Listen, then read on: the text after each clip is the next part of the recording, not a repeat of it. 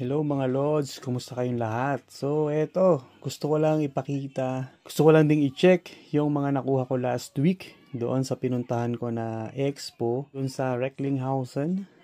Nakakuha ko na konti lang naman to, konti, bali tatlo lang yun sa akin dito, and etong dalawa, tigisa yung mga anak ko. Ayan, nakakuha ko dito mga Lods ng Ranong Blue. Yan, Ornithoctonus sp Ranong Blue. So, pair yung nakuha ko.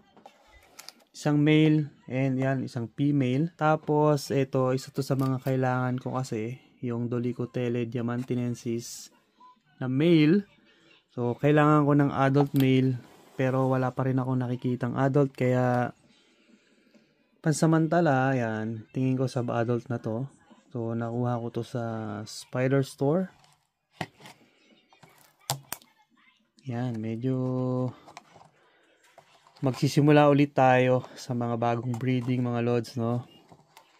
Kasi nung nakaraan, marami akong mga in-out na gagamba. Yung mga ayaw ko ng i-breed. Yan. So, ito yung nakuha natin mga Lods. Yan, mga hindi ko pa na-rehouse. Dahil medyo busy pa tayo eh. So ito tingin ko isang molt na lang. And yun, magiging adult na siya. So hopefully sub-adult male na siya. Kasi yung female ko ay waiting na. And freshly molted siya mga Lods. So yan yung yung adult female natin mga Lods na Diamantinensis. Ayun oh. So, nandun siya sa butas. And yan, nag-ano siya, nung April. April siya huling nag-molt. So, tingnan natin kung mapapalabas natin kahit konti lang. Yung makita man lang natin siya. Kasi, nakatago dun sa kanyang ginawang hide. Ayan oh, ganda. Hello, yun, labas ka. So, yan yung ating adult female na Diamantinensis. So, yun, kung di nyo natatanong, sobrang excited ako mga Lods na mag-breed ulit. So, eto yung ating Ranong Blue.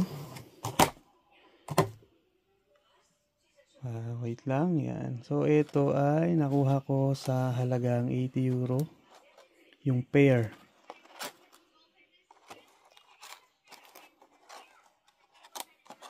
Mukhang pre-molt na itong lalaki. Yan. So, tingin ko hindi pa siya adult, no? Itong female natin, tingin ko hindi pa adult to. Yan. So, hindi ko na tinanggihan na pair yung makuha natin. Kasi, medyo mahirap maghanap ng mga kapares. So, check natin itong female. So, hindi ko pa rin sila nare-rehouse. Dito pa sila sa enclosure kung saan ko sila nakuha. Yan. Ayos, diba? So, siya ay isang Ornithoctonus sp Ranong Blue. Kaya lang, brown siya. Yun. So, siguro pagka bagong molt at freshly molted yan, ay tingin ko dun lalabas yung pagiging blue niya. And ito. So, ito ang sex namin nakuha para sa panganay ko. Pero medyo pricey na din, no? Yung Perez Melesi. Kasi medyo malaki na siya. Yan. So, hindi na siya sling. Siguro pagka molt na ito ay ma-gender na natin. Yan. So, ayun oh. Yan. So, maganda. Nag-i-enjoy din ako mag-keep at mag-alaga nitong mga dwarf. Yan. So, gusto kasi ng mga anak ko mag-ano na rin sila. Meron silang mga sari-sariling gagamba. Kaya sabi ko, mas maganda mag-start muna sila sa mga maliliit lang na gagamba. So, ito yung Otiana brunipes. So, female to. Yan. So, ito ay isa ding magandang dwarf na tarantula. Saan kaya yun? Yan. So, yun may pangalan na kung kanino. So, yun. Nandito pala sa ayun, kung nasaan yung pangalan ng anak ko. Yun. So, ito yung mga nakuha natin, mga lods, no? Yun lang. Gusto ko lang i-share sa inyo yung mga nakuha natin last expo. So yun lang mga lods, yung update natin dun sa ating mga nabiling gagamba. And konting update naman din dito sa ating mga hinihintay na mag-drop.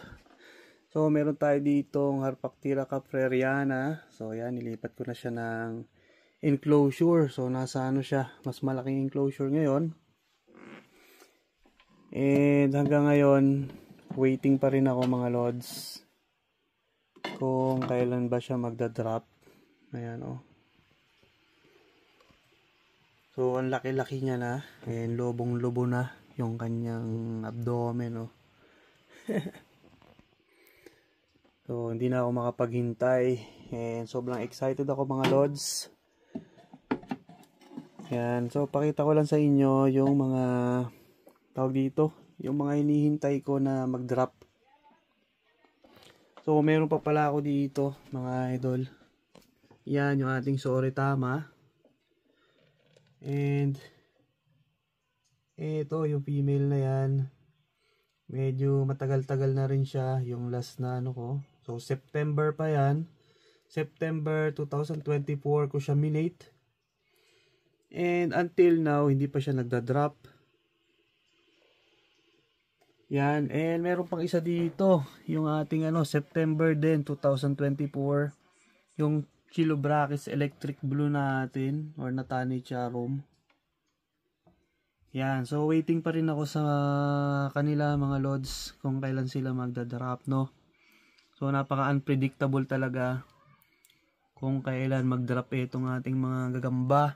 And ito pa yung isang hinihintay ko, yung Ornithoctoninae SP Davao Oriental or yung ating Mindanao Oriental. Ayan, hindi ko alam kung kailan din yan.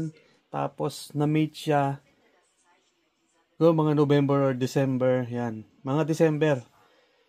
So hanggang ngayon, ayan, nandun siya sa pinakaloob. Napakadalang lumabas. And madalang ko ding makita. Hanggang sa yan, lumago na nga yung halaman doon sa pinaka butas nung kanyang hide. So waiting ako sa mga gagamba na yan kung kailan sila mag-drop. And soon i-prepare natin mga lods itong ating golden black. Yan, so ito yung male na dumating sa atin. Yan, and tingin ko naman nakapag-sperm web na siya. Kaya i-prepare natin siya dito sa isang natin. Yung female natin na nandyan, tsaka yung female natin na nandito sa ilalim. Yun. So, yan yung ating mga naka-prepare ngayon na i-breed natin mga lods. So, yun lang muna para sa araw na to mga lods, no? Yun, sana patuloy nyo subaybayan and lagi nyo abangan yung mga ipopost natin. Mahaba man o maiksing video. So, iniisip ko kung magpapatuloy ako sa pag-upload ulit sa YouTube. Yan, so pinag-iisipan ko pa kasi medyo medyo kulang ako lagi sa oras. Yan, mahirap mag-video, mag-edit. Lagi kasi tayong busy sa work. So, yun lang muna para sa araw na to.